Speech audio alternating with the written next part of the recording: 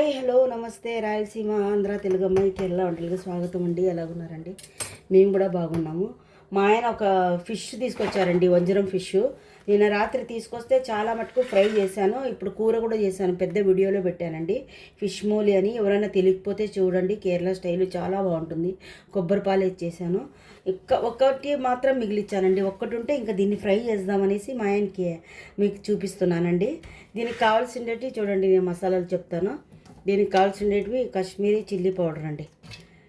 ఇదండి Kashmiri chilli powder ఒక 2 స్పూన్లు వేసుకున్నామండి.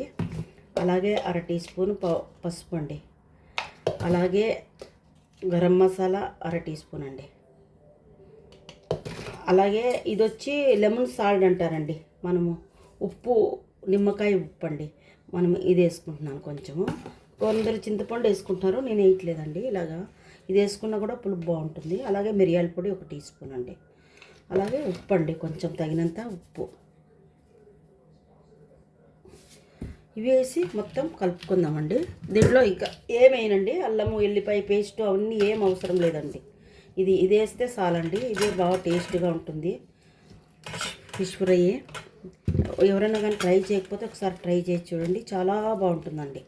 ఇలాగా ఇందులో కొంచెం కావాలంటే కూడా రవ్వ వేసి రవ్వతో కూడా ఫ్రై చేస్తారు, కాకపోతే ఇలా కూడా ఫ్రై చేస్తే చాలా బాగుంటుందండి. చూడండి, మసాలా మొత్తం పట్టించేసి దీనికి బాగా కొబ్బరి నూనెలో ఫ్రై చేయాలండి. కేరళ వాళ్ళు కదా, ఇంకా కొబ్బరి నూనె తింటారు.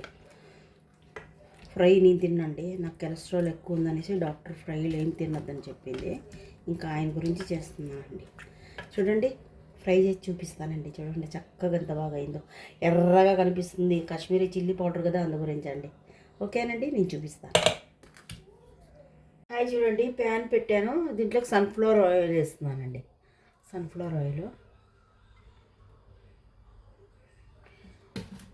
ఎక్కువ వేయట్లేదండి, కొంచెమే వేస్తున్నాను.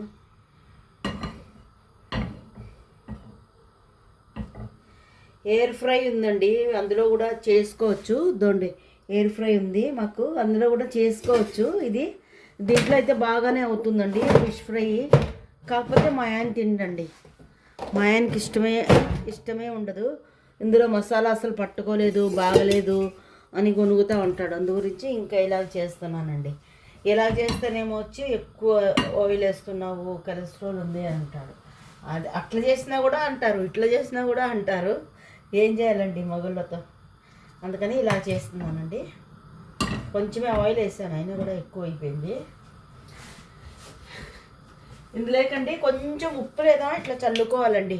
ఫిష్ ఫ్రై చేసేకి ముందు కొంచెం ఉప్పు ఇట్లా ఊరికే కొంచెం ఇట్లా చల్లుకుంటే చాలండి. అడుగు అంటుకోకుండా, అంటే కరుసకపోదు అనమాట. ఫిష్ అనేది కరుసుకోకుండా బాగా ఈజీగా వస్తుందండి. ఇది ఒక టిప్ అనుకోండి. ఇది మా బ్రదర్ వాళ్ళ, అంటే మా హస్బెండ్ వాళ్ళ బ్రదర్ వాళ్ళ వైఫ్ ఇలాగ చేస్తుంటే చూశాను. ఆవిడ చెప్పింది, కొంచెం ఉప్పు చల్లుకో, అప్పుడు కరసకపోదు, ఉప్పు అన్నా కానీ పిండి అన్నా కానీ అని. పిండి నేను చల్లట్లేదండి, ఉప్పే కొంచెం వేసాను. చూడండి, ఫిష్ వేస్తున్నాను, చూసారండి. మసాలా దీనికి అంతా మొత్తం పట్టిస్తానండి. మసాలా పట్టించానండి. ఇది మూత పెట్టుకుందామండి, స్లోగా అవుతుంది.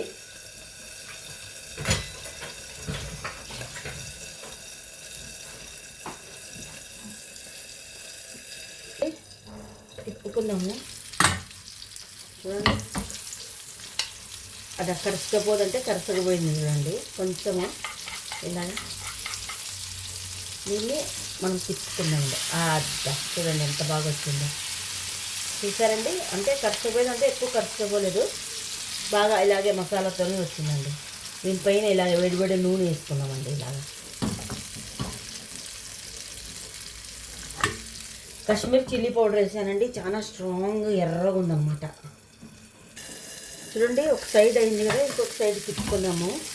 చూడండి, చూడండి ఎంత బాగా అయిందో. అయిపోయిందండి ఇంకా.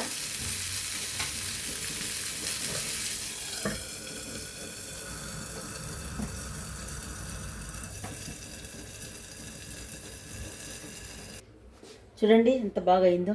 Fish fry. అందులో నల్లగా కనిపిస్తుంది, ఇందులో మాత్రం బాగానే ఎర్రగా ఉందండి. ఓకేనండి, రండి తిందాము.